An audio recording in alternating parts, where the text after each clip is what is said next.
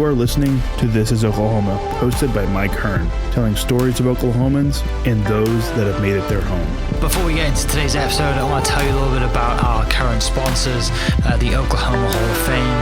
As you well know, if you've been following This is Oklahoma, they've been a huge part of this podcast. So this podcast is presented by the Oklahoma Hall of Fame, telling Oklahoma story through its people since 1927. For more information on the Hall of Fame, go to www.oklahomahof.com and follow them on Instagram for daily updates at oklahomahof. Also, for the podcast, a new sponsor this year that's just come on board and super excited to announce RCB Bank. Since 1936, RCB Bank has offered progressive products and a friendly service. Come in today to find out more about their loan promotion on new, used, refinance cars, boats, campers, and ATVs. Visit RCB Bank to learn more. RCB Bank, that's my bank. With approved credit, restrictions apply. Now, let's get into today's episode. What's up, guys? Welcome back to another episode of This is Oklahoma. Mike Hearn here, your host, back with another episode down at the Bedford studio today with my guest, Tim Denny. By me doing some research, I realized that we both went to SNU. Ah, okay, yeah. Great, fantastic. It's proud. Very, yeah. It's such a small school, has such a wide reach. Sure. I always seem to bump into someone who either went to the online program or went to the school. But thanks for coming to the podcast studio. Excited to dive into your backstory. Matt Thomas spoke very highly of you and said that as happens with every podcast guest, they always ask who do you know and who do you has an interesting story that we should share to the podcast, and you were one of the very few names that came up. So thanks for coming down. I guess for everyone listening, when someone asks you, who are you, what do you do? Wow. Okay. How much time do we have again? 45 minutes. How much time do you have? Yeah. So, I'm a Southern California transplant to Oklahoma at the age of 13, which was a pretty significant adjustment, as you can imagine. And went to Mayfield Junior High, followed through Putnam City West, and got married at 19. Had our first child at 22, and was on a 10-year degree program. Ended up saying, look, I'm going to finish out my last few years at SNU. And then I don't know how far you want me to go with my career journey all the way up to today. But so out of high school, I used to, I wanted to bowl professionally, which was pretty random. And then I realized when I started doing the math, that was going to be a hard living. And I was working for a family-owned business that was in the drilling tool business, so they were in energy. And I realized that wasn't what I wanted to do, and ended up starting at the ground level at Chesapeake Energy in 1996. And was able to grow with the company, was promoted to VP of Administration in 2009, and left there when I was in 2014. So as you can imagine, there were a few highs and lows throughout that time. But ultimately, it built what I feel is one of the most amazing professional foundations any person can have. And so I don't regret 1 second of it. And when I left there, I went to automotive retail and a large auto group here in town and in Tulsa, so throughout the state. And I was their chief administrative officer. And decided automotive retail wasn't probably my future. I was getting in my late 40s and was trying to position myself for, my future. And I was there 5 years, had an amazing time and learned quite a bit, and said, during that time at Bob Moore Auto Group, my wife and I purchased a bowling center in Southeast Oklahoma City, and I'll share a little bit more about that here in a second. And so it gave me the confidence that I've always managed businesses while working for companies, and it just allowed me that extra nudge I needed to do my own thing. And so in December of 2019, I started a vehicle fleet management company called Onward Fleet Solutions, while still having the bowling center. Obviously had some great success even in a pandemic year, which was tough because here I am 3 months into a new company, and ultimately like the world's shutting down for a little bit. Yeah, and I guess no one's going to your bowling alley, right? They were, but like the initial period was probably like, hang on, what's going on here? We weren't allowed to be open. Yeah, and it was during peak season too, right? Because really in the bowling industry, peak season's mid-August to mid-April. And so so we shut down for 45 days. So it was really, okay, I'm going to play a little golf. I'm not a great golfer, but I love to play. Yeah. And fast forward a couple of months and had the opportunity to start another business with a partner / friend of mine called Real. And our website's realanywhere.com. And Real stands for Remote Enterprise Administration and Logistics. And really, it's a virtual workforce that really ties into organizations that need support. So anything HR, IT, marketing, accounting, executive assistants, and anything that has to do with the back office. We've built a company around that. And so, so not only one company during a pandemic year, let's start two. And here we are. We're still breathing, we're still going, we're still growing. And so it's been a great story. And it's funny, people ask me like, why? And I said, it's interesting. I've had some great mentors in my life, and I've learned more in the last 18 months than I have in the last decade. That's crazy, isn't it? Yeah, so I don't know if that's too much or not enough, but I gave you probably an hour story into a few minutes. Thanks for listening, ladies and gentlemen. That's your podcast. I love the fact that you came here from California, not like everyone else that seems to be, if you watch the media, coming to flooding to Texas and Oklahoma from California. Sure. So when you came here, I guess, with the dream of being a professional bowler, how'd you get into bowling? Oh, great question. So I love telling the story because people ask. So I played baseball when I was in California, and my parents didn't have a ton of income, and so when we moved here, we were had nothing to do, and my brother, who's 11 months younger, and we were trying to figure out who was the play and who wasn't, 11 months, but our parents never answered that question. And we went into a bowling alley just to practice one day, or just to bowl. We weren't competitive at the time, so I never really bowled competitively in California. I played baseball with my friends.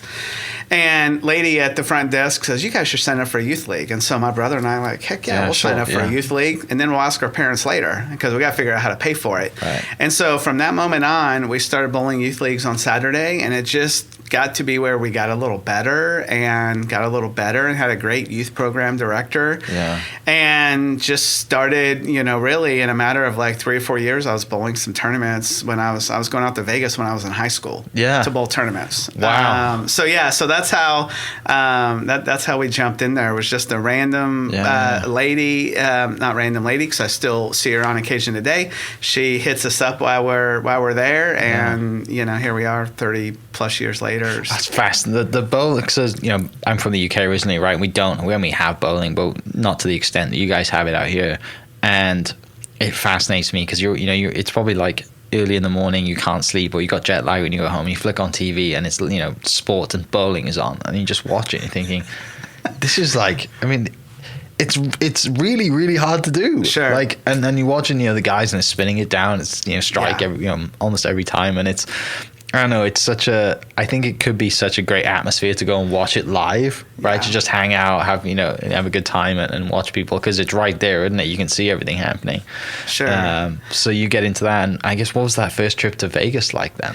So, and it was very tense. Yeah. So here I'm in high school. At the time, I sold shares for $175 each. I sold 10 of them. Yeah. The entry fee to the tournament was $1,000. Wow. But it paid $200,000. Yeah.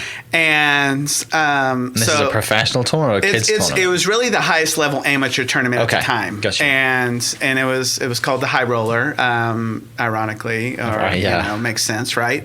And so, but it was a great format, and this is back in the late 80s, where it was super popular, and there's really one game match, one game elimination.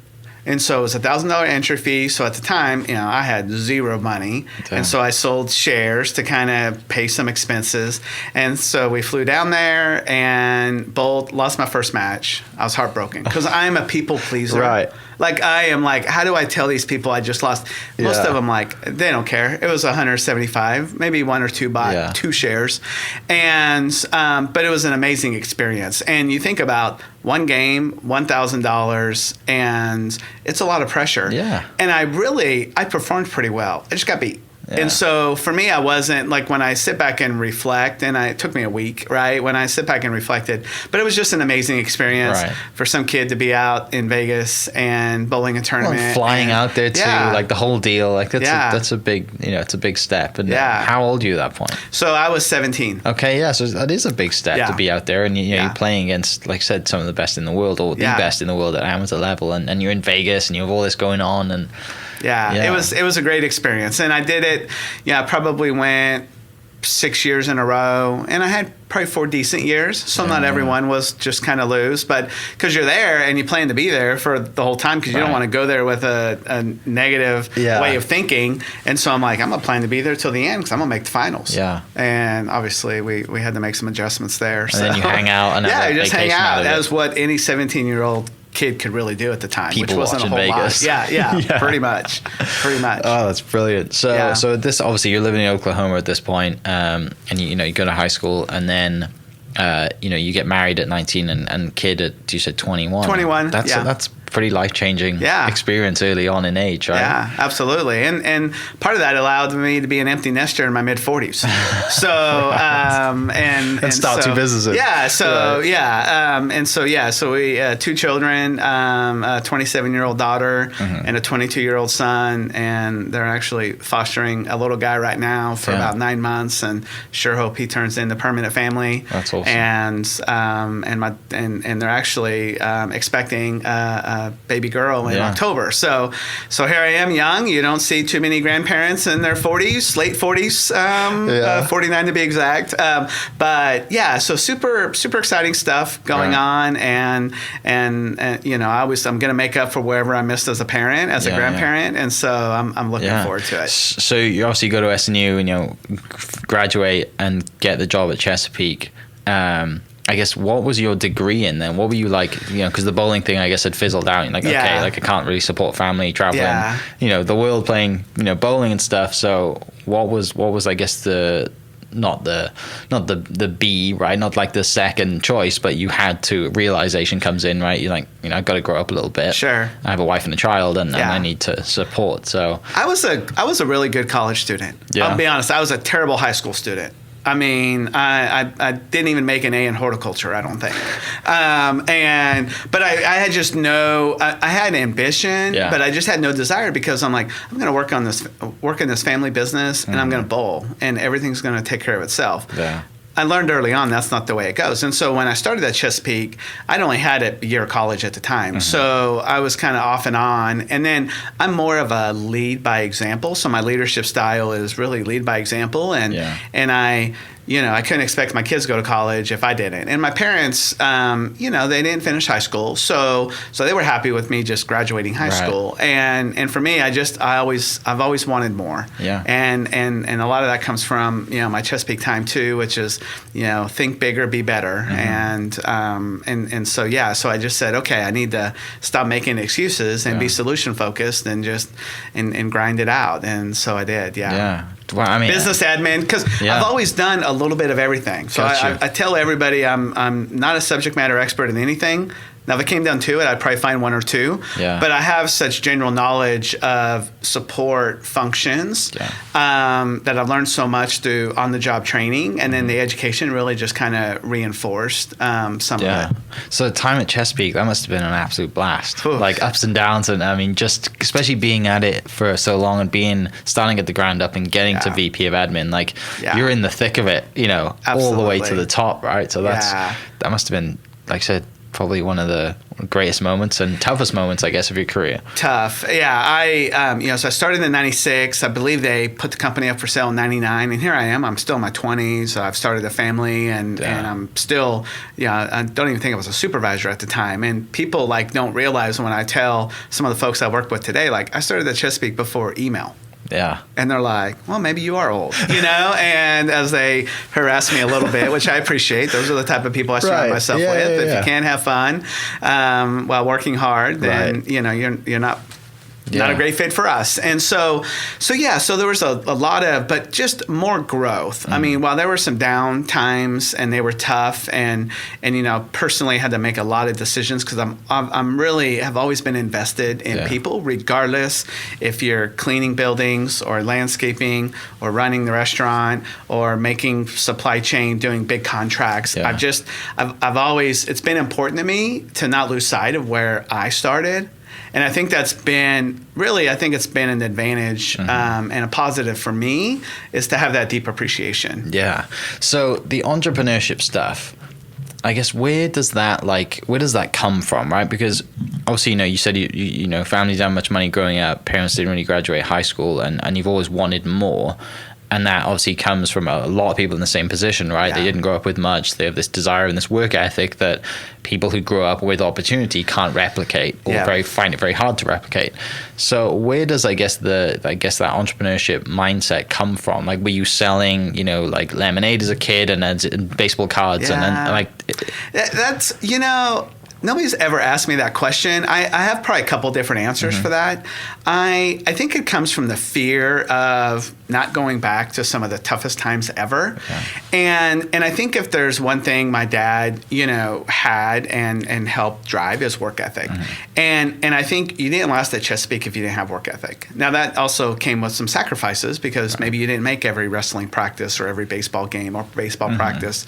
But I think that work ethic and just that desire to do more. So when I think about, the upward trajectory for me as a business owner and trying to grow businesses, I think about it not only for me personally, but I also put as much weight, probably more weight, in impacting other people's lives. So when I look at the bowling center, they were going to close the doors. So people were going to be without a job. And as I took a look at it, I didn't have time to run it. My wife would run it, but I could put the framework together in my spare time, whatever that means, right? Right, yeah. But when I look now, like, we've taken something that was going to close down, and we're in a lower income area, and it's a diverse demographic, which is good. And we put some money into it, and we brought it back to life. And so now when I look back, and that had to do a lot with Aubrey McClendon, right? And his desire to help others. And it just really cascaded down to me. And so here we buy a bowling center. We put a bunch of money into it. It's in an area that needed some help because not every area could be, Chisholm Creek right? And for us, and everybody is doing better financially than they've ever done. The bowling center is successful in 3 years. And so it just reinforces that, hey, if you put a plan together and surround yourself with great people, like, the sky's the limit. And so I think part of that's just to, one, continue moving forward and trying to find and continue to find those exciting opportunities, but also that, impacting people's lives in a positive way. I look back, I made $8 an hour when I started at Chesapeake. $8 an hour. And without that, I don't buy a bowling center. I don't employ 17 people. I don't impact a community, and really I owe 80% of it, to my time at Chesapeake. Yeah. That's amazing, isn't it? How did the opportunity come up to get the bowling alley then? You said it was going out of business. Yeah, so I had stopped bowling. If I couldn't do it competitively at the level I wanted to, I was like, I'm not, I'm out. I'll go see some friends occasionally once a year that I haven't seen. Well, we blinked. My wife and I were in our mid-40s, and we're like, now what do we do? And I'd always worked, so I wasn't really worried about me, but she had always, she was a stay-at-home mom or volunteered. And so we actually tried to buy the bowling center in El Reno. It had been for sale for a long time. We actually made an offer, just couldn't come to terms on it. So I said, okay, it's not meant to be. I moved on.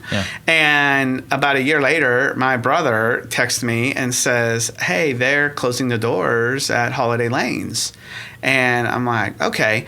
And it's been family owned since 1959. And Mr. and Mrs. Freeman, the Freeman family, have owned it. And John Freeman, who's still, like, he is one of the few guys I would have bought that bowling center on a handshake. That's how true he is. And so we came to terms on it and basically put as much money into it as what we paid for it. And, you know, and obviously had a plan, but, you know, you're hoping. Oh, yeah. And in the middle of a pandemic. Yeah. Was this before? Well, we bought it in 2018. Okay. So we had a real good 2019. Yeah. And then we were on to a great 2020. And things get in the way, but you know what? Life has a lot of obstacles. Right. And for us, the fact that our employees were going to be taken care of, and it was super important, regardless before the PPP. Yeah. When we closed the doors, we told them, we said, we don't know how long, but everybody's going to get paid. I don't want anybody to worry. Yeah. Because those people make the bowling center successful. Right. I can do a lot. Yeah. But it's all about the people. It's more of you, and you know, even though you're, you know, like I said, everyone's going to get paid. But that kind of comes as you're investing in them Absolutely. as well, right? Because they're coming back twice as like, you know, they are your fans when they come back, aren't they? You know, they're Absolutely. like, we love working here. Like they appreciate it so much more. Did not lose one person in the process. That's amazing. Yeah. Because there's a lot of people that have and struggled nobody had to file for unemployment. Yeah. And you know, we take great pride. And I think that's a big contributor to where we're at today. Is because of that. Is because people are seeing the same faces when they come in. But yeah, and it's a tough business. No business is easy, right? It's retail. You're in the customer service business and customer experience business. But it's been great. It's been fun. There's probably a few more Denny's working there than we need to, because it seems like when everybody gets old enough to work. So that's where I kind of stay out, because I'm like, okay, there's way too many Denny's in here. But it's great. And really the two key, like I said, my wife manages it and my daughter-in-law is there. And she does a great job too. And again, we just have a great group of people. Yeah. I guess, did you think, like, was this, you know, wanting to be a professional, was the other goal as well to own your own? Never. You just thought, hang on, I know this bit, I know this sport. Right. Yeah. I think, and my experience in a Chesapeake and everything else. Sure. Why not? Yeah, and so that's part of it, right? Like, nobody knows the sport and industry like I do. Yeah. And I think I bring a little progressive perspective to owning the business, where a lot of folks are still very complacent. Yeah. And I believe you got to go out there and drive it. And so, you know, we really focused on our online reputation, and we really focused on delivering what we say. And it's a quality experience. We cleaned it up. We put money into it. And our food and beverage quality is amazing, right? Yeah. So part of my, you know, experience, I ran the restaurants at Chesapeake, and, you know, you didn't have low quality food there in that environment. And so it made me, and I want to make sure it's a place that I'm proud to go eat there. Yeah, no doubt. And we get more compliments. Like, people are always surprised when they walk in there. And they're just, because it's clean, it looks great, and the food and beverage quality is amazing, and the service is amazing, and that's something, we're not perfect, and so I you know, because my Chesapeake trained eyes, I can walk in there and notice something. Right. So sometimes I just have to stay away instead of kind of nitpicking. That's a weakness of mine, but it's a strength at the same time. So I'm learning to but it keeps your work staff with on that. their toes, doesn't it? Like, they always know, like, they've got to pick things up. Things have got to be clean and tidy, and it's you know, you're training them as well, right? Yeah. So hopefully that'll overflow into other parts of their lives, like it has for you while you were at Chesapeake. Yeah, and I'll tell you, probably the biggest life that's been impacted in that place is my dad got remarried, and so my brother, two of their kids were in the bombing, and they survived. And so Brandon, my brother, who's now 28, was not very social. And couldn't do a whole lot because he has some disabilities, and he works there 5 days a week. I think he's there 7 days a week. Yeah. And now I have to kind of hit him in the back of the head because he's too social. And it truly has changed his life. And so watching some of those transformations, you know, again, it goes back to that warm, at the end of the day, you got to have a solid P&L, right? But if you can have some warm fuzzies along the way, I love that. I mean, that find me a way to have a win-win-win, and I'll sign up for those businesses all day. And I guess full circle, you guys have like the focus on youth program as well, and getting kids in there. Yeah, so we struggled with that early on. We put a new youth director in place about 3 months ago, Enrique, and he has just hit it out of the park. Like we went from having, 10 to 15 kids to now 30 to 40 kids. Yeah. And there's one who's now 15 that I've kind of adopted per se, and said, he came in and was just practicing like I did when I was a kid. And I'm like, he has a great passion for it. And so I've just kind of always taken care of him. But our youth program is as good as anybody's right now. And I know it's only going to get better because, most people don't know you can earn scholarship dollars. Yeah. Me, I earned some, but I had no desire for college at the time, so I never utilized them. And so, so great youth program right now. Super excited about the work he's done in just a short amount of time. Well, and this too, like the lessons that competitive sport teaches you from a young age. Like, I played golf at a young age and grew up, around golf and around older people, and you just grow up a lot faster, right? Sure. And you have all these experiences, especially in competition, winning, losing, getting used to failing, practicing, right? Failing if you haven't practiced and understanding why. And there's so many lessons around that. Sure. And, you're an asset to a university when you come in, even if you don't play that sport at university, but you play something else, you're on your resume, like, I've been competitively bowling, for 6 years. Yeah. They can tell that you have a head on your shoulders, and you have like this kind of thing about you, right? You're not just coming in with like, I've just kind of, not to say that people who just don't play sport don't have it, but it's different, isn't it, when you've had that experience at a young age? Absolutely. You can't learn that in a textbook and in a classroom. Yeah. Right. So, yeah. So the bowling, obviously, you've kind of got that. You're scratching that itch, which I'm sure, like you said, you didn't really know you had, and now you have the lanes, the facility, the youth program's going well, and then you think, hang on, there's an opportunity because during the pandemic, no one's in work and people are trying to outsource, and everyone's like more comfortable using technology. Yeah. You think, hang on a second, there's a business to be had here. Tell me about that period and how does that happen? Yeah, perfect. So I'd already started the fleet management company at the time. Okay. And so I was 4 months into that and actually had a couple clients and was starting to see a little progress. And in June, my now current partner says, hey, I've got this great idea. And I said, great, let me know if I can help you. And I move on, right? I'm kind of like, trying to be a mentor. Got enough on my plate. Because he knows I've started up a few companies and I ran a few companies. And so about 30 days go by. So now we're in July and he goes, hey, Tim, I really, because the Genesis started off as like remote executive assistants. Right. And I just said, well, if we're going to do this, let's do it. Let's tackle the whole support, because that's been my whole background, right? So let's tackle HR. Let's tackle IT. There's a bigger need out there. And you're right. People have had to embrace Zoom and Teams and working remotely. Yeah. So let's excel at that. And while we can do a ton remotely, there's still on-site needs, right? Yeah. So it's not every 100%. But, and so we put a plan together, and I said, I wanted to roll out 12 services day one, but we'd still be talking about rollout, right? So we picked 4. Yeah. We said, let's go with marketing, let's go with IT, let's go with HR, and let's go with EAs. And so we formed the partnership in July and we launched in September. So we didn't waste any time.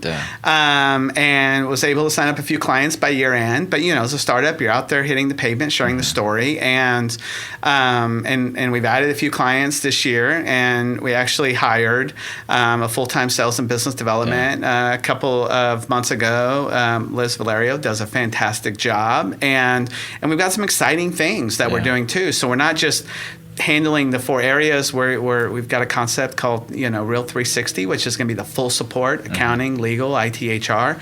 And then we're going to tie into a Real Energy 360 and a similar solution for energy companies. And while it's been a little tough over the last couple of years, we're starting to see a little momentum there. And our background, since we've lived so long in energy, a lot of these folks that we work with are starting up their own companies, and they want those big practices, technology, and processes, and so we're able to kind of take that to them in a one-stop shop. Right. So once I blew them off for 30 days, and then we kind of formed the partnership, and I was worried about the perception of my current Onward fleet clients. Right. What would it look like? What's Tim doing? Once I got over that, and people who know me know that I've been juggling multiple balls in the air for quite some time, I said, let's make it happen. And so we're all in. We're excited. We're positioned for a good year, but it takes time. and that's what we're doing now. We're building, we're evolving, and reinvesting, and absolutely.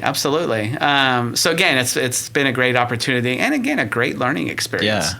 So I guess before that, then where does the fleet thing come from? Is that your time at Bob Moore, and you see the opportunity again? Yeah. So Chesapeake. So I had like 450 people reporting to me at one time at Chesapeake. Yeah. So it was like its own company or companies. Mm-hmm. And part of that was the vehicle fleet. And so when I took over the vehicle fleet, it had 300 units. At its peak, it had 7,000. Wow. Yes.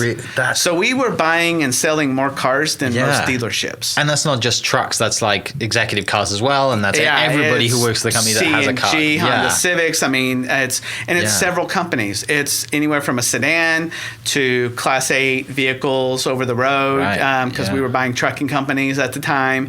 And so as you can imagine, you didn't take a year to do that. I mean, things kind of grew practically overnight. Yeah. And so, we had a fleet department of, let's say 8 or 10 people, plus a fleet management company that was helping us. And so during that time, we would hire a couple people where we found some gaps in fleet management companies, and I just had a passion for it. Yeah. And so with that passion, I said, okay, I moved on, left in 2014, went to the auto group, and I learned a lot there. Mm-hmm. And then when I knew I was leaving, it was just a matter of, what am I going to do?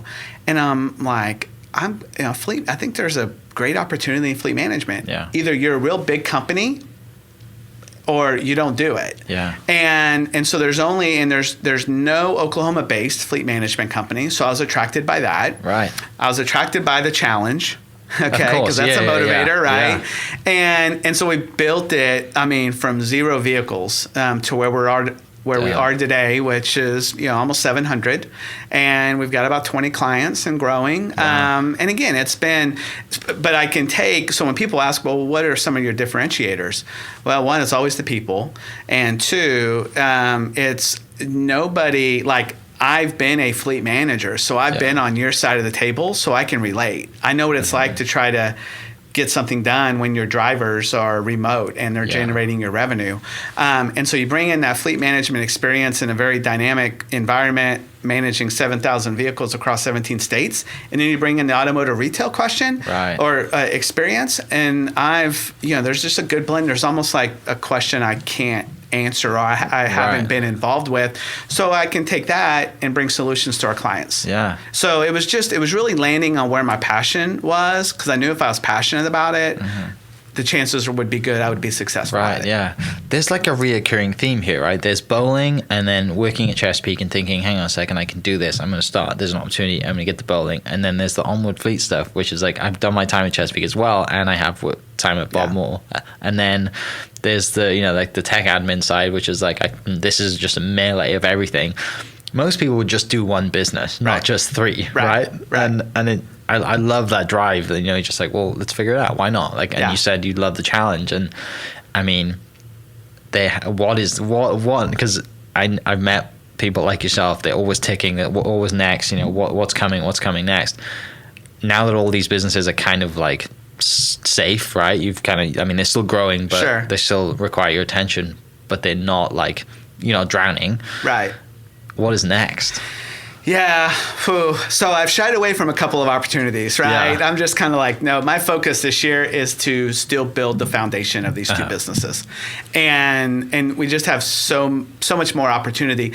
Obviously, with the fleet company 15 months old, I'm a little bit, I've got more of a foundation built there, and it's more the focused on the realanywhere.com company. And it's just really because we're still in 6 months, right? Yeah. So I think for the rest of the year, it'll be really working on that foundation, rolling out the kind of the Real 360 solution, the Real Energy 360 solution, and really just start building that book of business. Because in startups, you're doing all the outreach. A lot of people aren't calling you, right?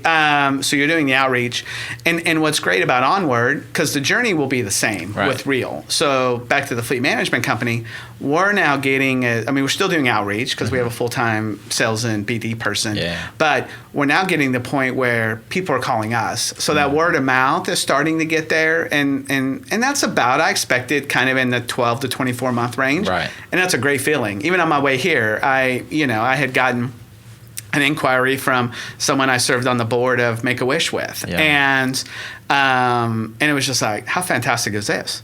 Like, I hadn't seen him in a year, and he inquires, and it's just, whether anything happens or not, it just tells me and provides me a little bit more confidence that we're moving in the right direction. Yeah, people are hearing about you, and like I said, you're getting phone calls rather than you like, hey, I know I haven't spoken to you in forever, but I started a new, it's a totally different conversation, isn't it, when you reach out to when they reach out to you. Absolutely. Tell me about the Make-A-Wish stuff.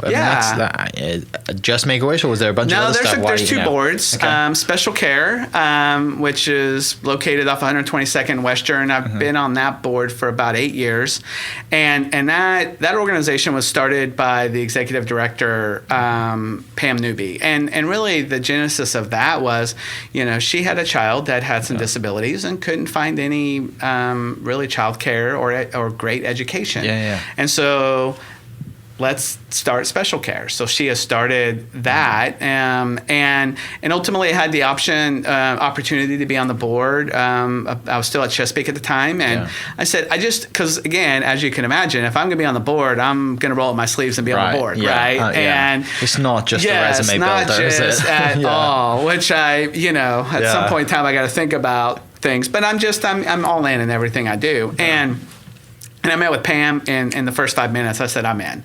And so it's been a great organization. They're doing great things. There's still a lot more people to help, but there's only so much facility size and so many educators to help. And their program is, they have 2/3 of their students and children that have disabilities, but then they have a third that don't. And so it's great for both because you get interaction. Yeah. And it's just fantastic. And every time I think about how busy I am and there's a board meeting and I wish I can do more, you go walk through the facility one time and see the smiles, and you're like, don't ever catch yourself thinking like that, and we're in a position to help others, and I believe in that. And Make-A-Wish is another interesting story. So a friend of mine had a little casino night at his house 11 years ago, and it was really 20 people benefiting the Leukemia and Lymphoma Society, and everyone just had the greatest time. Now, open bar will do that, right? It always makes things a lot more enjoyable. Yeah, but that's lesson one in fundraising. Yeah, isn't it? Absolutely. Free alcohol. Right? And so I saw how much fun everybody had, and I said, Brent, let's take this to the next level. And so we did. So we moved from the house to the Express Event Center at the time, which was off Northwest Expressway, and had a couple hundred people. Yeah.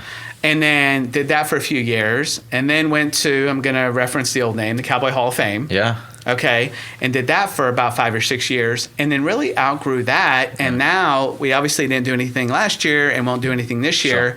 And then went to the Cox Convention Center and had about 600 people for a couple years, raising some great money. So all the years that we did that, all the proceeds benefited Make-A-Wish. Gotcha.